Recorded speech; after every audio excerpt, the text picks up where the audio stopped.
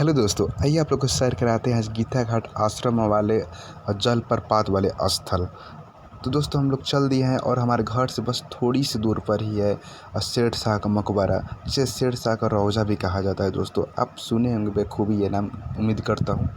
और मैं चलते चलते रुक गया था क्योंकि बारिश होने लगी थी बहुत तेज़, और उसके बाद सोचे कि भाई कुछ देर रुक जाए उसके बाद ही फिर चलेंगे।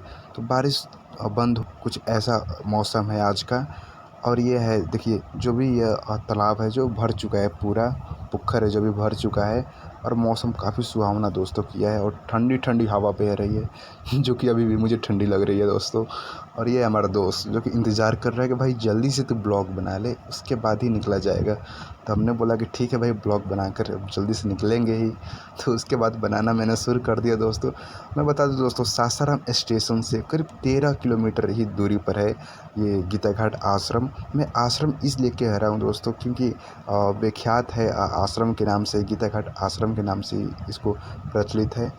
और ये है दोस्तों काफ़ी तो चलिए दोस्तों अब चलते हैं हम लोग। दोस्तों देखिए आप लोग, हम पहुंच गए, और उसके बाद हमारा दोनों दोस्त जो है ये इंतज़ार कर रहा है कि भाई कहाँ छूट गया था पीछे। देखिए दोस्तों कुछ ऐसा रिएक्शन इस दोनों का देखिए दोस्तों, आपको जो बैक कैमरा में जो दिख रहा है ना झरना, वहीं हम लोग को जाना है, और यहाँ से करीब 2.5 किलोमीटर ऊंचाई पर है। तो हम लोग चल दिए दोस्तों। तो ये काफ़ी ये फिसलन भरा हुआ है, ये जो भी चट्टानें हैं, और कांटेदार है यार, इस कांटेदार जंगल जैसी लग रही है भाई।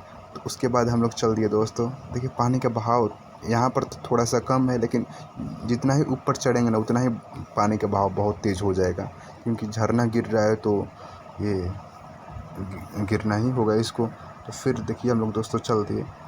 देखिए ये जो भी चट्टान है इस पर फिसलन भरी हुई है और काई जामी हुई है।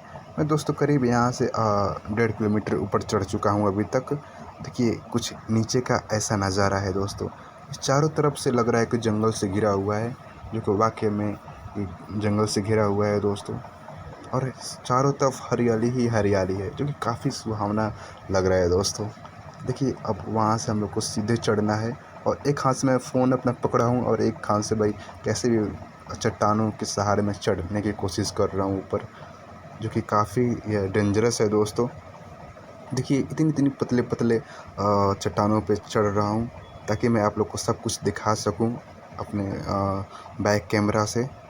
दोस्तों अब धीरे धीरे चढ़ रहे हैं हम लोग, और उसके बाद ही करीब आधा घंटा में पहुँच ही जाएंगे।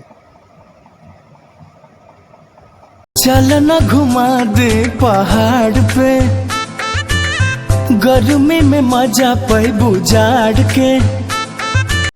तो दोस्तों हम ऊपर चढ़ी गए हैं अब, और कुछ ऐसा नज़ारा है दोस्तों। देखिए झरना गिर रहा है, और वहाँ गिर रहा है, और मेरे पास सारा का सारा फुहार बन के पानी मेरे पर आ रहा है भाई।